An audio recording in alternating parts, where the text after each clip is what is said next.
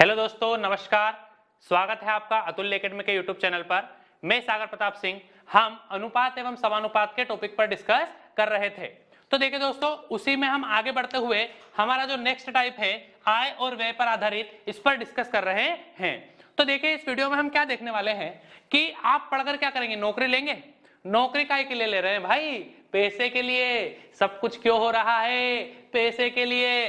तो जब आपकी इनकम आएगी, जब पैसा आपका आएगा, कब आएगा? बस इसी बार बस देखते रहो, टकाटक आंसर आएंगे फटाफट। बस देखते रहो। देखो, जैसे ही जेल पे ही निकलेगा सैलरी आना चालू। तो देखो, आय जो आपकी आएगी, मान लो 10,000 रुपए आपको मिले। बढ़ा दूं? चलो बढ़ा देते हैं। मान लो 20,000 रुपए आपकी आय हुई पहले महीने। कितनी हुई? 20,000 रुपए। तो जो 20,000 रुपए आपके पास आएगा, इसमें आप क्या करोगे? या तो क्या करोगे? फाड़ के फेंक दोगे? नहीं, या तो आप करोगे इससे खर्च, या तो आप करोगे बचत करोगे कि नहीं? अरे सर, पहली सैलरी में कहां बचत? चलो कोई बात नहीं, अगली सैलरी में कर लेना। तो देखो, आय जो होगी आपके 20,000 रुपए, इस आय में, इस इनकम में आप सिर्फ दो ही चीजें कर सकते हो। या तो आप इसमें से कुछ पैसा खर्च कर दो, या तो आप इसमें से कुछ पैसा बचत कर लो। तो देखो, मान लो कि मैं ये मान लेता हूं कि आप 5,000 रुपए की इसमें क्या कर लेते हो? बचत। यानी आपने सेविंग आपकी कितनी कर ली? 5,000 रुपए की आपने इसके अंदर कर ली बचत। तो बताओ, क्या बताओगे? अरे बताओ, खर्च कितना किया? 15,000 रुपए का आपने खर्च किया। क्योंकि सैलरी अगर 20,000 है, 5,000 बचा लिए, तो खर्च ऑटोमेटिक निकल के आ जाएगा आपका क्या?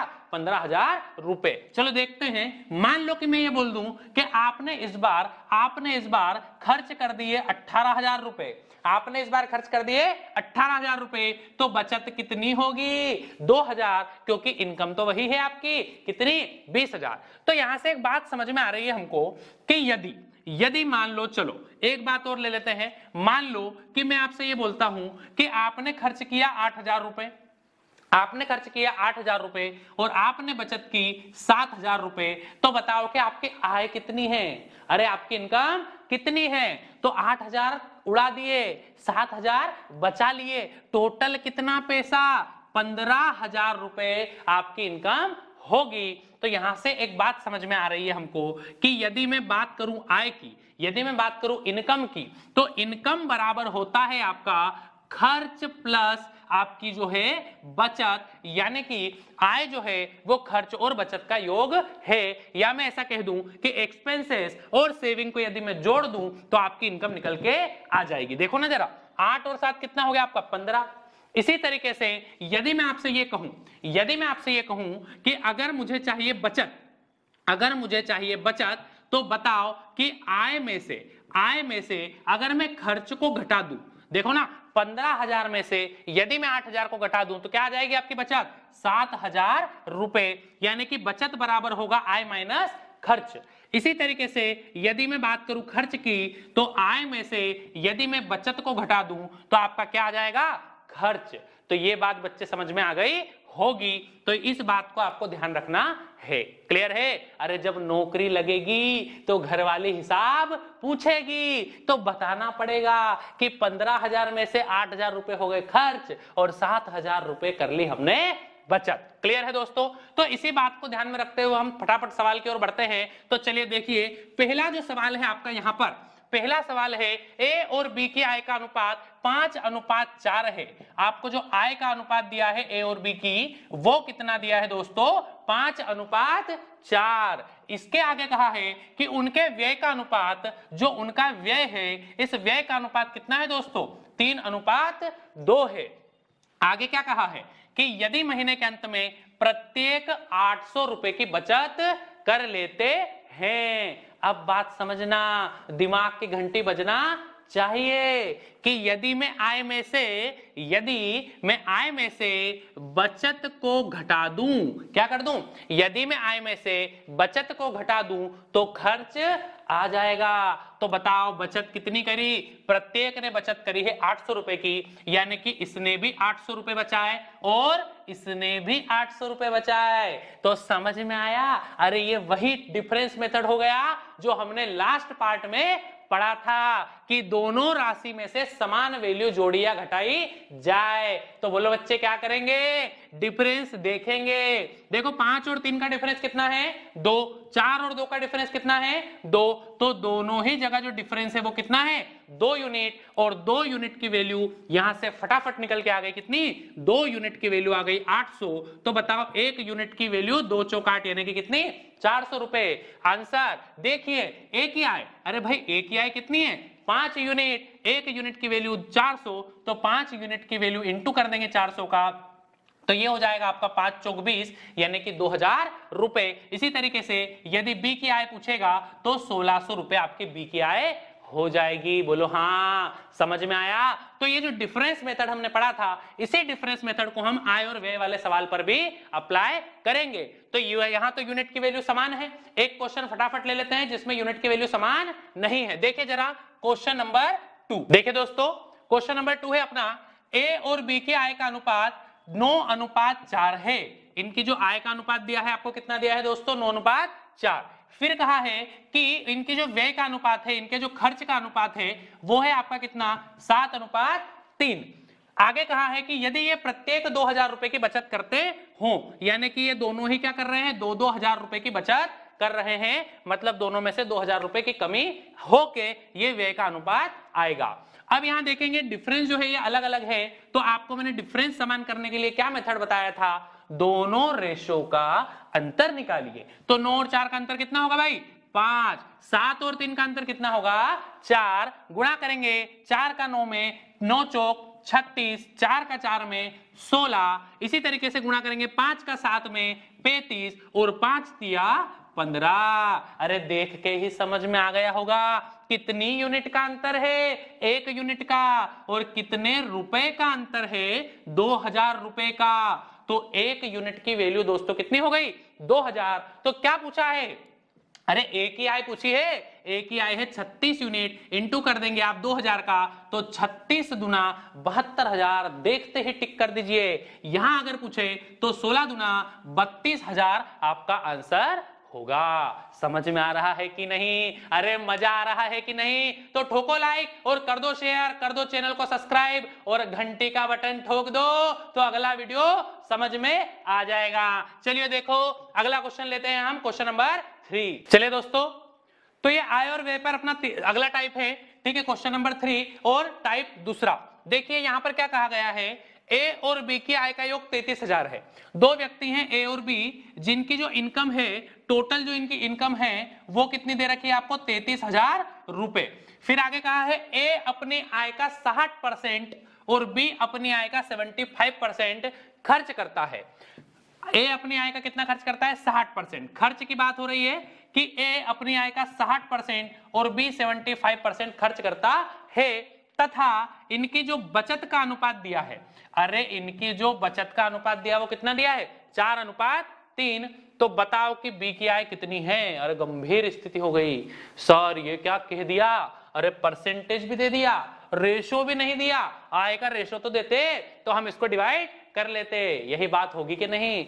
तो भैया हलवा नहीं मिलेगा, समझ रहे हो कि नहीं, हलवा नहीं मिलेगा, हलवा मैं तैयार करके दूंगा तुम्हें। देखो जरा, आय खर्च और बचत का अगर हमें अनुपात मिल जाए तो हमें तो आगे की प्रोसेस फटाफट पता है। तो एक तो बात हो गई एक्स वाई जेड की, जो कि मैं बिल्कुल भी नहीं करने वाला। तो अब देखो ध्यान से, क्योंकि अगर हम इसको बेसिक से करेंगे तो बोर्ड में जगह कम पड़ जाएगी, इतना बड़ा सवाल है। तो देखो जरा, 1 सेकंड में हम इस क्वेश्चन को करके बताएंगे। ध्यान से देखो, एक बात बताओ, हर चीज अपने आप में कितनी होती है, 100%। ये बात मैंने कल आपको बताई थी। तो अगर मैं बात करूं ए की आय की, तो ए की आय कितनी होगी, 100%। बी की आय की बात करें तो बी की आय भी कितनी होगी, 100%। अब एक बात बताना बच्चे, कि अगर ए की आय 100% है और इसने 60% खर्च कर दिया, अरे ए की आय 100% है और इसने 60% खर्च कर दिया, तो बताओ कि बचाया कितना?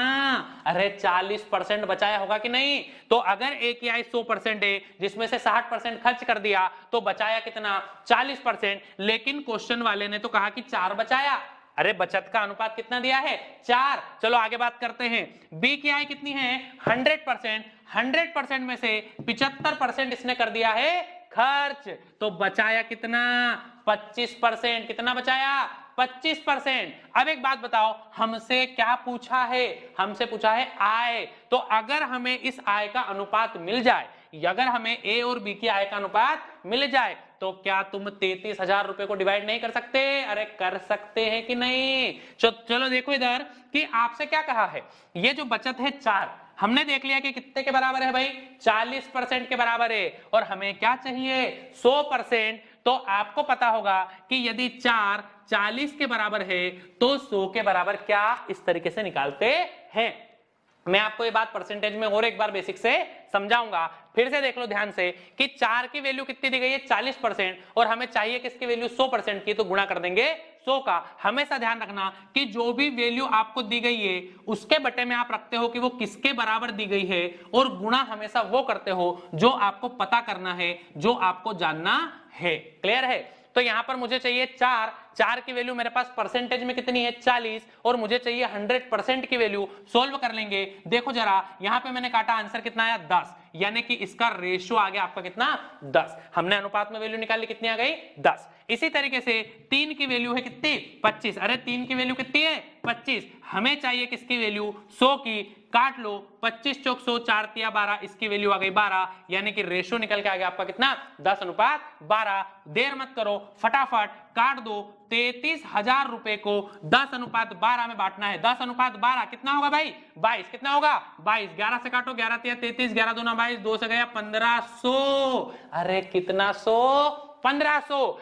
एक यूनिट की वैल्यू आ गई आपकी कितनी? 1500। क्या पूछा था? बी की आय गुणा कर दो 1500 का। अरे गुणा कर दो 1500 का, कितना हो जाएगा आपका? 18,000। अगर पूछे ए की आय गुणा कर दो 1500 का, कितना हो जाएगा? 15,000। देखते ही आंसर आएगा 15,000, 18,000, 33,000। समझ में आया कि नहीं? अरे बोलो हाँ। चलो, तो ये आपका क्वेश्चन हो गया। यदि आय में आपको परसेंटेज भी इंक्लूड करके दे दिया जाए तो आपको ध्यान रखना है 100% होती है इनकम, उसमें से जितना खर्च कर दिया बाकी का जो परसेंटेज बचा वो क्या है? बचत। क्लियर है कि नहीं? चलिए तो देखते हैं हम इस पर सेकंड क्वेश्चन। चलिए दोस्तों, तो इस टाइप पर हमारा सेकंड क्वेश्चन है। देखिए, ए बी और सी के कुल खर्च का अनुपात। अरे भाई, ए बी और सी के कुल खर्च का जो आपको अनुपात दे रखा है वो कितना दे रखा है?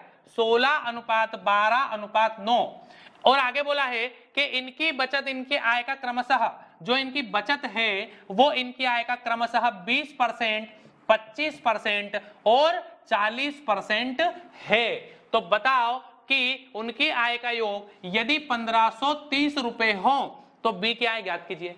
फटाफट कीजिए, 2 मिनट में आंसर। जल्दी से देखो कि ये जो 20%, अरे भाई इसकी आय 100% होगी, 20% खर्च किया तो 20% बचत की तो बचाया खर्च कितना? 80%। 25% बचत की तो खर्च कितना? 75%। और 40% बचत की तो खर्च कितना? 60%। बोलो हाँ। देखो फिर से, 100 में से 20 गया बचा 80। अरे 100 में से 25 गया बचा 75, और 100 में से 40 गया बचा 60। क्या करना था? 100 का गुणा। क्यों करना था? क्योंकि हमें क्या चाहिए भाई? आय। एक लाइन में आंसर देखना जरा, 16 पंजे 80, 5 से 20 बार। इधर देखेंगे आप, 25 चौक 100, 25 तिया 75, 3 से 4 बार 16। फिर यहां देखो जरा, 3 तिया 9, 3 दूना 6, 5 बार गया 15। तो जो रेशो निकल के आया वो कितना आया? 20:16:15।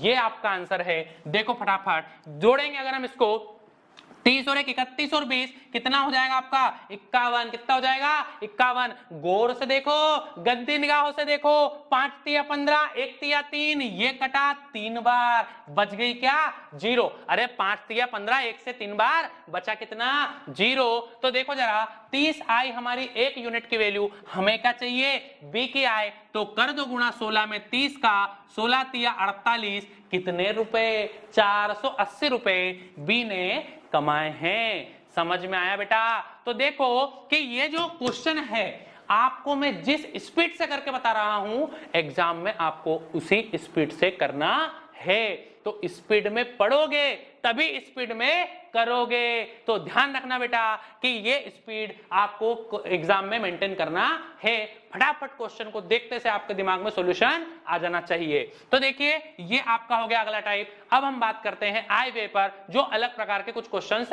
मिसलेनियस टाइप के आते हैं उस पर देखते हैं। ठीक है, चलिए क्वेश्चन देखिए अगला अपना।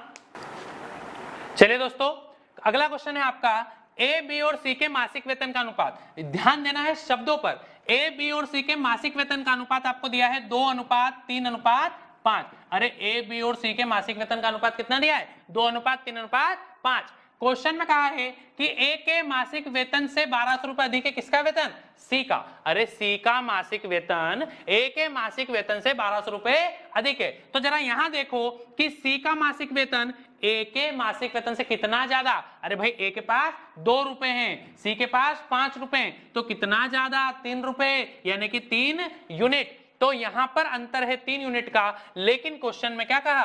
1200 रुपए ज्यादा है। तो 3 यूनिट की वैल्यू हो गई आपकी 1200, तो 1 यूनिट की वैल्यू आपकी हो गई कितनी? 400। अरे कितना आसान प्रश्न है।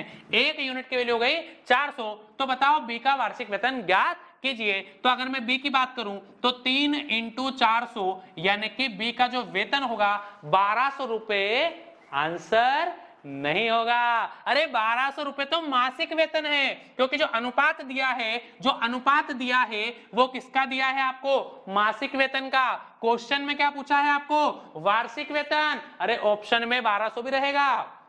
तो ध्यान देना है कि 1200 रुपए मासिक वेतन है, पूछा है हमें वार्षिक वेतन का, तो 12 महीने का गुणा कर दो। देखो जरा, तो देखो जरा ये आपका आंसर आ गया 14,400 रुपए। ये आपका बी का वार्षिक वेतन होगा बेटा। ठीक है, तो समझ में आया? आंसर आपका क्या होगा? 14,400। ऑप्शन में 1200 भी रहेगा, इस बात का आपको ध्यान रखना है। क्लियर है दोस्तों? तो देखो आज हमने जो बात करी है, हमने बात करी है किस पर? आय व्यय पर आधारित जितने भी प्रकार के क्वेश्चन आपसे पूछे जाते हैं। क्लियर है दोस्तों? तो आज इस वीडियो को हम इतना ही रखते हैं, लेकिन चैनल को सब्सक्राइब करना ना भूलें और वीडियो को लाइक करें, अपने दोस्तों में ज्यादा से ज्यादा शेयर करें। मिलते हैं अगले वीडियो में, धन्यवाद।